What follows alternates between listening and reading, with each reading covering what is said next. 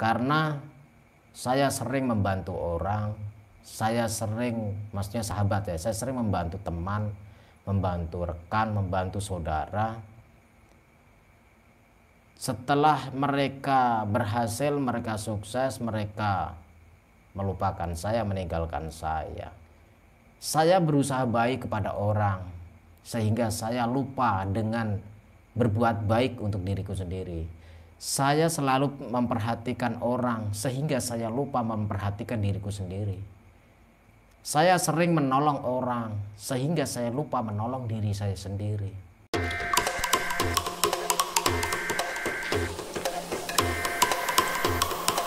Assalamualaikum warahmatullahi wabarakatuh. Sahabat semuanya dimanapun berada. GNS ditanya apakah beliau akan pensiun dari Grebek Dukun.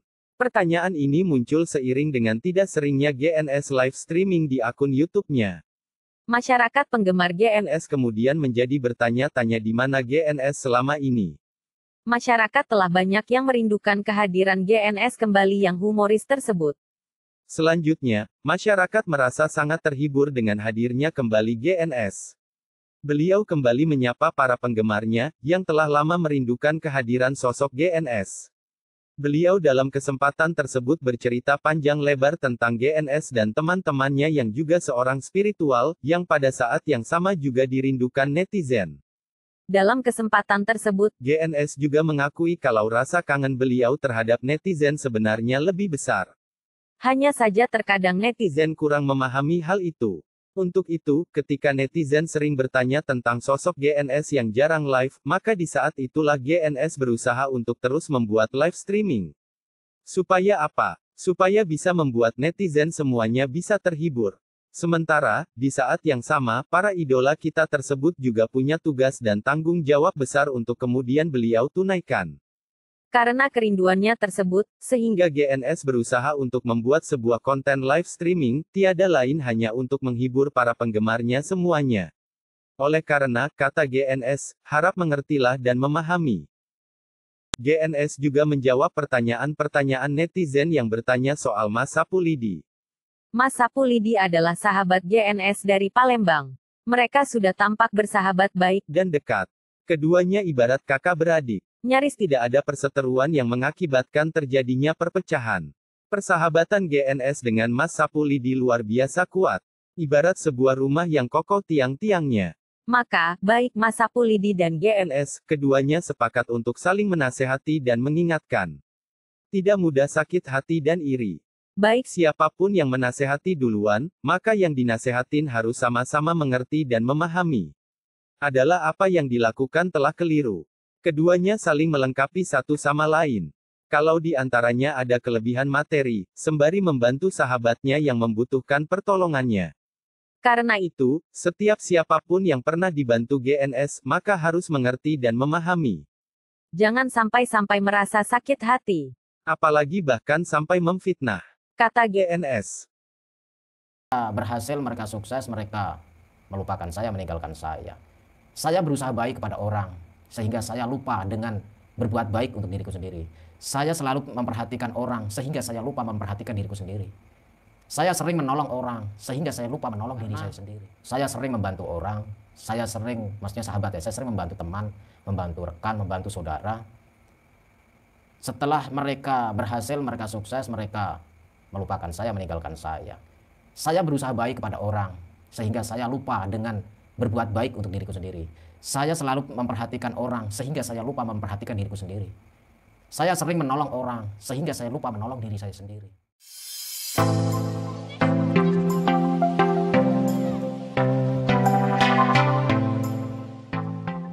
Meskipun GNS berusaha untuk berbuat baik kepada teman-temannya yang sudah beliau bantu, meskipun begitu ada saja yang suka membuat keributan di tengah-tengah era digitalisasi. mereka memfitnah GNS dari sisi sana dan sini.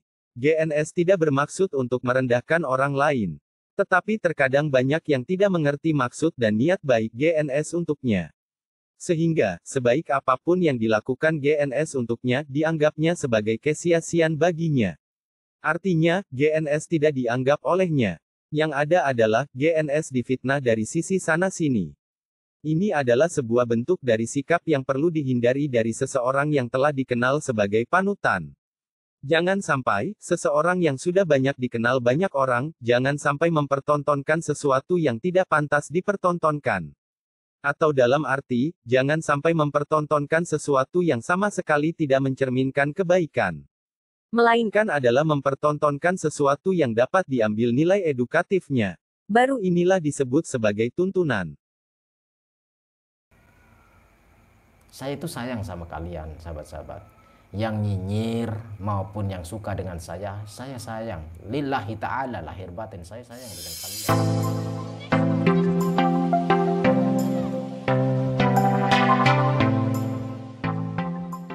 GNS juga menjelaskan bahwa, setiap dari ucapan yang terkadang seolah mengatakan kata-kata yang kurang sopan, apalagi dari kata-kata tersebut ada seseorang yang baper, jangan sampai hal ini dianggap serius.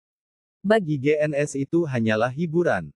Itu tidak beneran, tidak serius, supaya tercipta sebuah karakter yang berbeda daripada aktor-aktor lainnya, daripada YouTubers lainnya. Semua itu terlepas dari niatan untuk menyindir dan memaksudkan mengatakan kepada orang lain. Jadi jangan sampai ada seseorang yang merah, karena merasa bahwa dirinya disindir dan lain-lain. Sementara GNS tidak bermaksud demikian.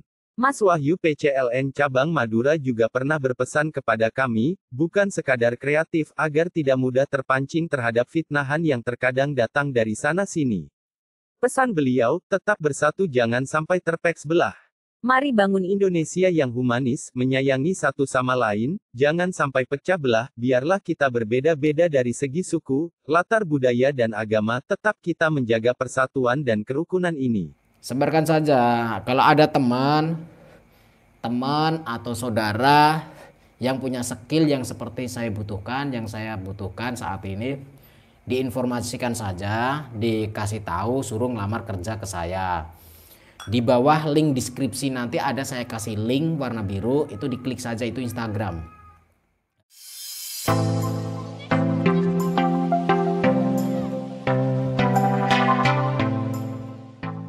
Kabar terbaru nih dari GNS. Untuk semua penggemar GNS.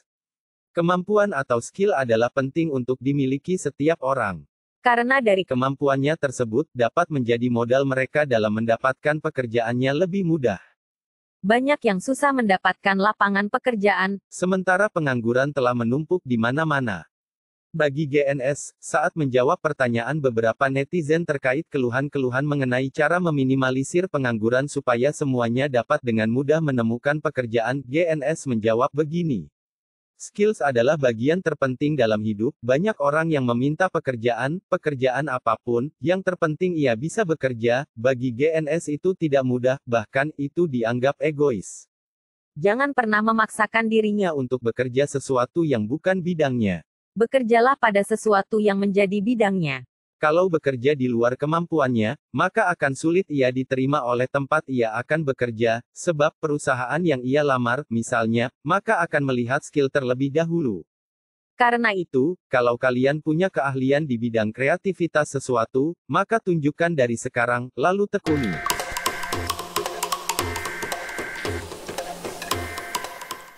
Sahabat bukan sekadar kreatif dan penggemar GNS Gus Nur Syamsun dimanapun berada. Mari satukan langkah kita pada arah satu titik yang kita tuju. Jangan sampai dari kita ada yang berbelok arah, entah kemana aja ia melangkah, tanpa rambu-rambu yang jelas. Setiap orang adalah manusia biasa. Tidak ada yang perlu merasa lebih dari yang lain. Sebagai manusia biasa, maka tidak ada yang patut disombongin dari dirinya. Maka ia wajib bersatu padu, membentuk ikatan yang kuat untuk menciptakan sesuatu pembangunan persahabatan yang kuat, supaya tidak mudah goyah, yang disebabkan oleh angin-angin fitnah yang terus berusaha memporak-porandakan. Perlu disadari, setiap manusia adalah makhluk sosial dan politik yang membutuhkan pengorganisasian. Supaya terbentuk sebuah kerangka berpikir yang terstruktur yang dapat ditaati bersama. Sebagai manusia sosial dan politis, tentunya akan dihadapkan pada dua kemungkinan besar. Pertama persahabatan, hablum minanas, dan politik untuk berkuasa dalam hal-hal tertentu. Karena itu, mari kita jangan sampai lepas dari koridor yang telah disepakati dari prinsip-prinsip sebagai konsekuensi logis. Maka itu, Mari bersatu membentuk sebuah ikatan yang kuat, supaya menjadi manusia beriman di era digitalisasi informasi yang serba kalut ini.